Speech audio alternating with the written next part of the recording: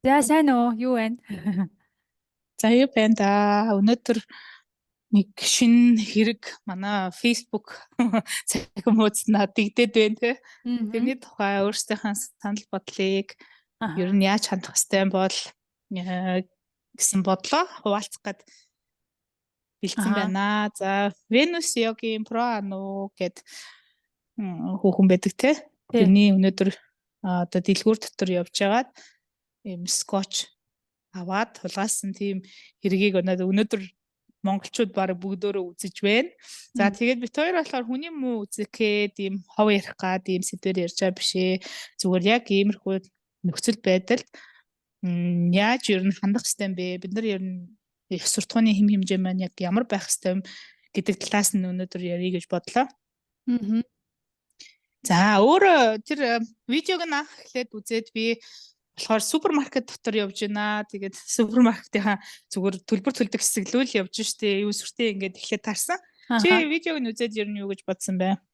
Би ер нь бол видеог нь үзээгүй байхдаа ингээд нөгөө скотч шолгаасан гэдэг тэгэхээр нь зүгээр нөгөө нэг бид нар одоо нөгөө нэг хөдөө гадаа явахдаа юм хөдөлтөж авчаал нэг хайрцаг дотор юмнуудаа багалчаал тэгээд худалдагчаас нь асуудаг штэ. Өө аха скотч байна уу? Энийг нэг газ дарчихгүйт нэг дангууныхаа араас нь хэрглэж исэн скотч өгөөл нэг тиймэрхүүл байх гэж бодсон байхгүй ягаад тэр өөрийнх нь бичсэн скотч авсан үнийг хэрэглээд буцаагаад өгсөн гингүүт нь би за нэг тийм л юм болж тээ тэгээ хүмүүс тэрийн нөгөө нэг видеог нь үзчихэд шеэрлээд байгаа юм байна да гэд тэгээд би видеог нь санамсаргүй явжаад бас фейсбુક дээр гараад ирэхээр нь үзсэн чи харин хүнсний скотчийг бүр хоёр мөм завсраа хийгээд гүйж идэж штэ гэхгүй юу. За тэгээ өөрийнхөө нөгөө нэг Facebook постыг ануу маань өөрчилсөн байлээ. Эхлээд болохоор тухайн нөхцөл байдалд учир шалтгааны мэдэхгүй байж хулгай олгож харлуулж байна гэснээр нэг хэдэн минутын дараа болохоор агуулгыг нь өөрчилсөн байсан тий. Хулгай болгож харлуулж байна гэчээд дараа нь болохоор маш хүнд байсан юм шүү уучлаарай гинэ. Хулгай болгож харлуулж гэж угаасаа тэр аваад явж исэн л та хулгай л байсан шүү дээ. Мөнгө төлөөгүй зарж исэн юмыг авсан. Хэрглэж исэн юмыг ч юм уу гуугаад ганц ингэчээд өгөө гэж хэлээгүй байхад гэж би бодож байна.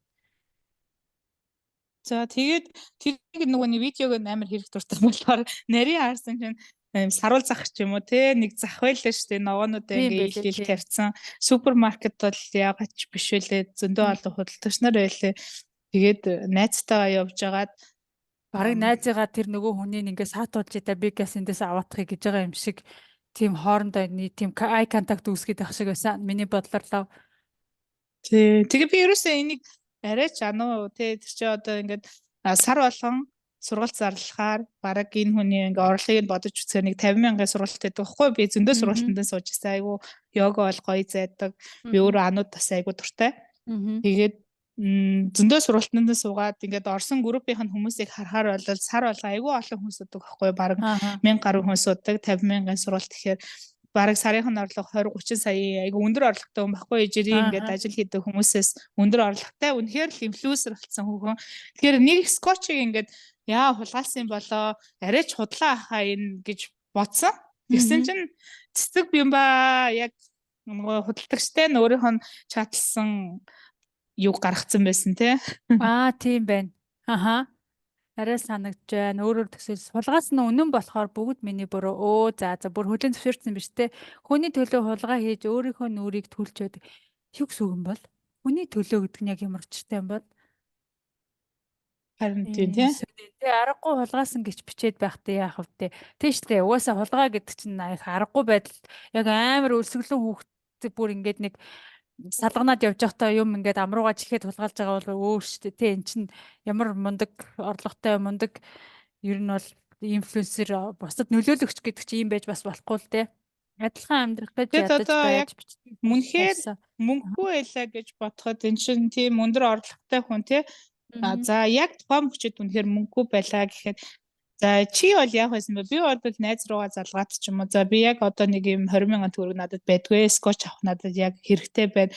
Түр ийшээ шилжүүлээд өгөөч гэл нөгөө дансныхаа дугаарыг өгөөд хүнээс нэг түр зээлж болно те. Тийм бүр хүний итгэл алдсан хүн гэж байхгүй шүү дээ. Гэр бүл ч юм уу найз нөхдөсөө нэг скотчны мөнгө ч одоо хамгийн үнэтэйдээ л нэг 20,000 болох байлгүй дээ тий. Тийм бах тий.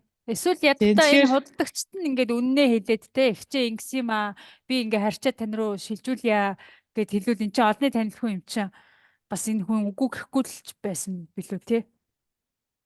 тийм за яг хөө тэгээд түн зөвшөөрөөгүй байлаа гингүүд улгаална гэдэг бол зөвтгөх шалтгаан бас биш л дээ тий. Аа. Тэгээ өөрөө бол хулгайсан гэдгээ ингээ скриншоттоор цэцэг бимба бол тараасан байлээ. Тэгээд за үнэхээр хулгайлсан юм байна гэдээ өөрийнхөө нууцлалт хүсэж байгаа хэсгийг нь жасаа харахад яг тухайн үед нэг юм тохиолдоод хулгайлсан юм байна гэдэг нь бол үнэн болчлоо. За тэгэхээр ер нь энэний доор ингээд коммент бичиж байгаа хүмүүс аюу олон төрөл байна л та. Зарим нь бол буруутгах чинь, зарим нь болохоор за юун сүртэй юм бэ? Буцаагаал аваачаад өгцөн байлээ штэ гэсэн хүмүүс байлээ.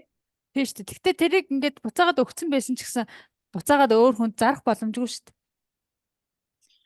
Тэгтээ одоо жишээ нь за энэ буцаагаад аваачаад өгцөн байлаа гэж бодъё. Тэгтээ бид нар ингээд жирийн иргэд те за би CEO оронгуудаа нэг өнөөдөр мөнгөгүй байна. Тэгэхээр нэг ундааг нь авч гарчаад маргааш ундааныхаа төлбөрийг хийчихье гэдэг тэгвэл болд юм уу? Энийг хулгай биш гэж үзэх үү те. Тэгэхээр энэ чинь нөгөө ёс суртахууны яг асуудал гарч ирж байгаа юм л да. Яг хиндэн хууль үүшлээд хиндэн хууль өөрчлөлгүн гэдэг шиг. За энэ олонний танил хүн учраас ганц удаагийн алдааг яах вэ гэж үзэхтэй юм уу? Аль эсвэл зүгээр буцаад очсон учраас энийг хулгай гэж тооцохгүй штэ. Би эргүүлэл өгсөн штэ, уучлалт гуйсан штэ гэж аваад одоо зөвтгөх шалтгаан мөн болов. Үгүй ягаад ч зөвтгөх шалтгаан биш. Тэрсэн нэгэнд авсан юмаа хэрэгэлцсэн гэж байгаа штэ бас хамгийн амар нь бид нар одоо жишээлбэл нэг CEO орсноо мөнгөгүй байгаа юм чинь гэснэ скотчоор нэг юм дарчаад буцаага зарж байгаа скотч буцаага тавьчихна гэдэг чинь өөрөө л нэг хулгай нэг төрөл штэ энэ бол яагаад зөвтгөх шалтгаан биш. Тий одоо тэгэхээр ингээ хүмүүс эргүүлээд энийг ингээд зөвтгөхөд байгаа байхгүй. За яг хөө нэг л удаа штэ үнэхээр тайлбарлах шалтгаантай байсан юм байлгүй дээ. Буцаагаад өглөө гэд ингэж нөгөө бид нар юмд хандаад байх юм бол зөв буруугийн юм үнэн ба худлын ялгаагүй болж эхэлнэ. Гэж би бол бодож байгаа. Тэгээд бүх юм ингээд саарл те. Тэр хүний үнцгээс бол тайлбарлаж болохоор зөвтгөж болохоор зүйлийг зөв гэж үзнэ. Гэхдээ нийгмийн одоо юун дээр буруу гэж харагдаж байгаа бол яах вэ? Нөгөө хүний үнцгээс зөв гэж тайлбарлаж ерөөсөө болохгүй байхгүй юу? Тийм шүү дээ. Тэгээ тухайн нөхцөл байдал учир шалтгаан маш хүнд байсан юм шүү гэснээр хүний өмнөөс одоо ийм хүнд байдалд орчлоо гэд тэгээд байгаа байхгүй. Тухайн нөхцөл байдалд хүнд байдалд орсон гэдэг нь одоо сэтгэл зүйн асуудал байх боломжтой юм болоо чи одоо нэг иймэрхүү юм судалгын хувьд юу гэж бодож байна? За би болохоор энэ про-аногийн одоо энэ бичлэгийг үзээд энэ хүн бол яагаад ч ингээд мөнгөгүй байх төрлийн хүн биш. За мөнгөгүй байлаа ч гэсэн одоо хүнд ямар ч юм тохиолдож болно л да. Үнэхээр өндөр орлоготой байсан ч гэсэн зарим саруудад ямар ч мөнгөгүй ингээд одоо үр зээлэндээ өгөөд юу ч хөө болохгүй хүнд бас гарна. Гэхдээ тэр үеүүдэд бол шийдвэрлэх хүчнээ арга байдаг гэх түрүүний хэлсэн тийм найз нөхд рүүгээ ярьж болно, зээж болно, тайлбарлаад хэлж болно тийм. За бүр болохгүй бол зүгээр тэр худалдаа авалтыг төвчж болно шүү дээ. Энэ скотчийг хэрэглэхгүй за би үнэхээр мөнгөгүй юм чи ингээл учрыг нь бол өөр байдлаар одоо шийдвэрлэе тий.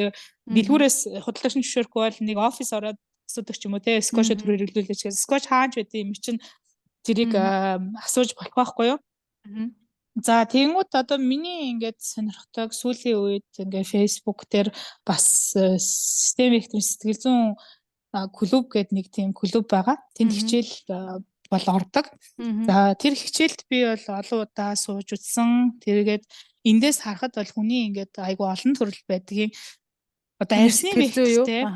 Тийм хүний одоо сэтгэл зүйн 8 төрөл байгаа байхгүй. Тэр 8 төрлийн нэг нь буюу арсны вектортэй хүмүүс стресэнд орохоор өөрийн мэдлэхүү юм хулгайлж ингэж стрессээ ухамсаргүй байдлаар одоо гаргадаг тийм хэлбэр байдаг гэж үздэг. Тэгэхээр би бол яг тэр систем векторын сэтгэл зүгээс харахад энэ хүн яг мөнгөгүй болоод чухал юм хүнд нөхцөл байдалд орсондоо юм хулгайсан биш. Магадгүй амьдрал нь стресстэй зүйл тулгарсан учраас ингээд жижигхэн хэмжээний юм нөгөө хулгай хийгээд эндээсээ нэг ялалт мэдрээд ч юм уу те хүнд баригдахгүй энд ингээд нэг юун сэтгэл хөдлөл нь ингээд нэг жоохон түгшиж ирж байгаа шүү дээ тий. Тэр түгшилт нь ингээд өндөрсөн учраас магадгүй зүгээр нэг богино хугацаанд ийм хулгай хийсэн байж магадгүй л гэж би бодож байна. Тэгэхээр өөрөөр энэ хүнийг одоо тайлбарлах яагаад хулгай хийсэн бол үнэхээр Аха. хүн нөхцөл байдал байсан юм уу гэж хэлэх тийм аргагүй байгаа байхгүй юу? Тийш тэг гоноо. Ямар ч хүнд нөхцөл Тэ байдалд орсон тэгээд хүн бол хулгай хийж бол болохгүй л дээ. Тэгэхээр яг нь сэтгэл зүйн үүднээс нь яг тийм төгшүүрийн мэдрэмжийг авмаар ч юм уу те нэг тийм ямар нэг адреналин хүсээд тиймэрхүү юм бас хийсэн байж болох л юм те.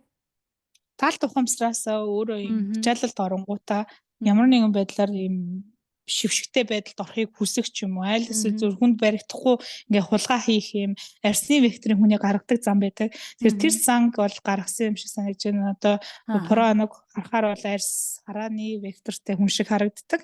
Яг энэ нөгөө ярьж байгаа зүйлүүдийг нь хараад гадна төрхийг ингээ харахаар одоо систем векторын сэтгэл зүйн үүднээс харахад арьс харааны вектортэй хүүхэн шиг харагддаг байхгүй. Тэгэхээр энэ хүн ямар нэгэн байдлаар стрестэнд орвол арьстай хүмүүс юм хулгай хичнээн мөнгөтэй байсан ч хулгай хийх боломжтой. Тэгэхээр сэтгэл зүйн хувьд бол би бол ингэж дүгнэж гин өөр амьдралд нь одоо ямар нэгэн байдлын бизнес нь ч юм уу те стрестэнд ороод тэрийг ингэж гадагшлуулсан бас байж болно.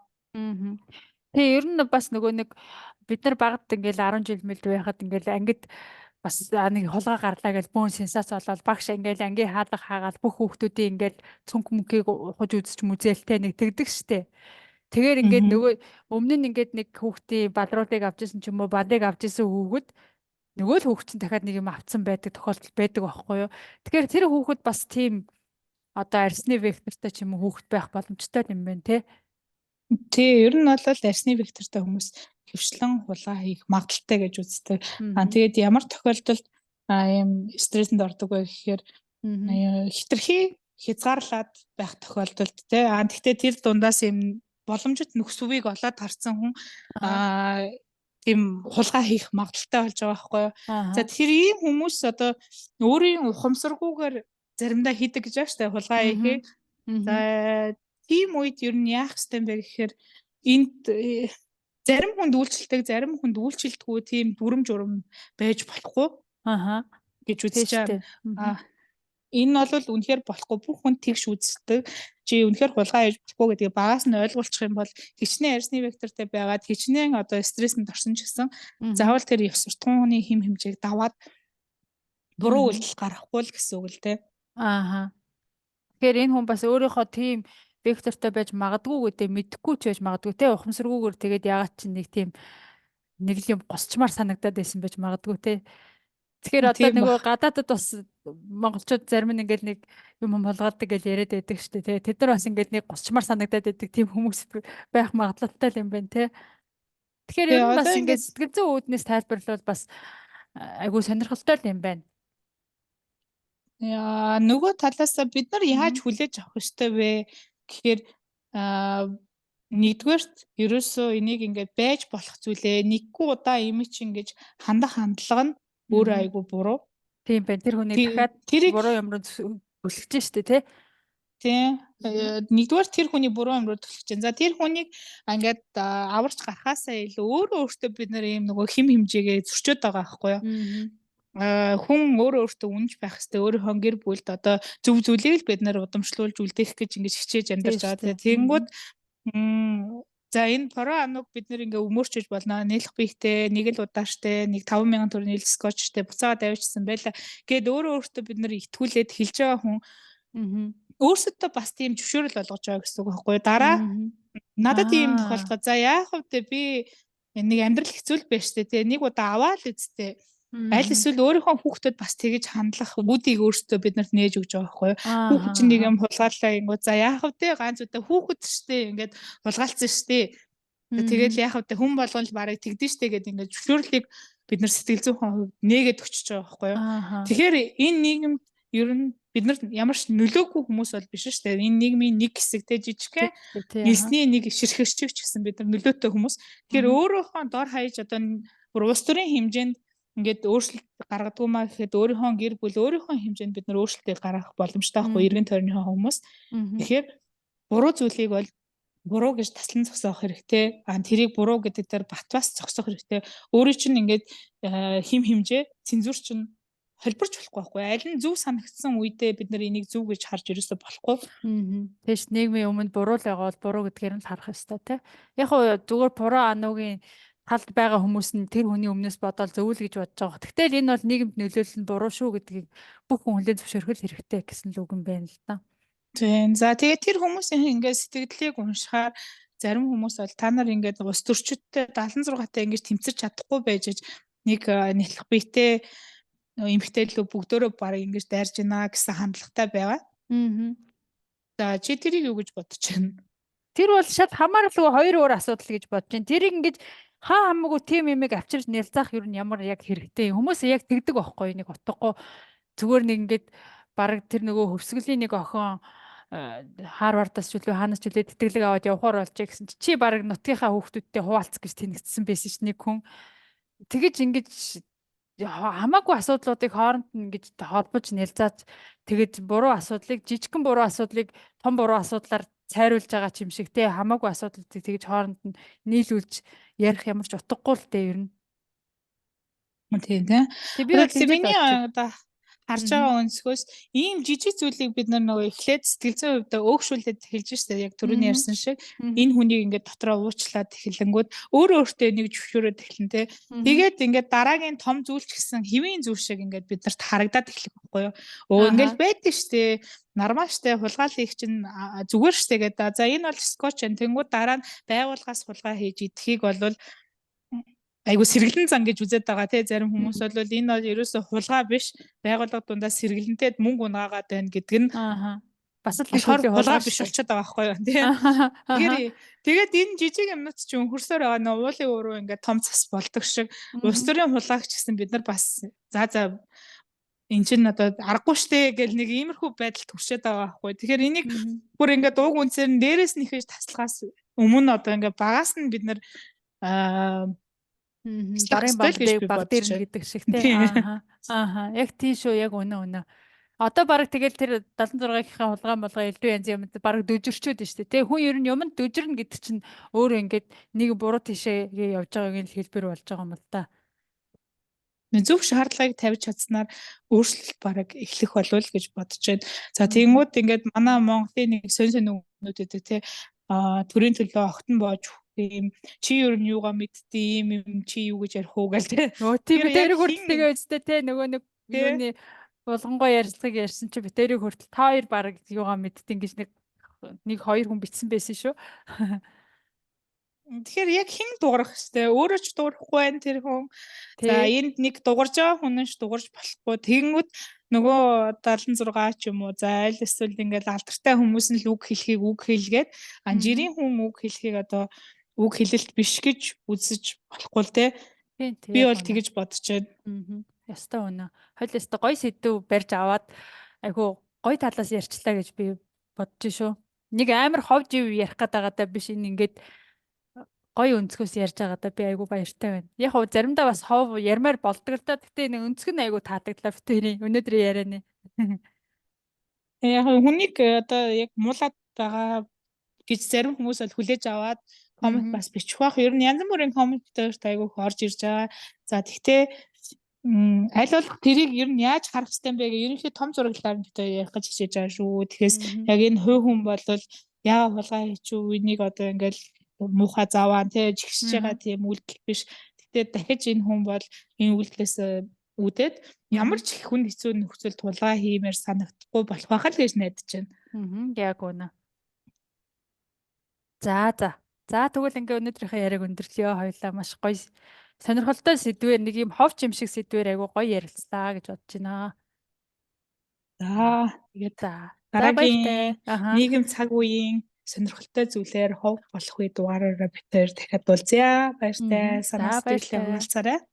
За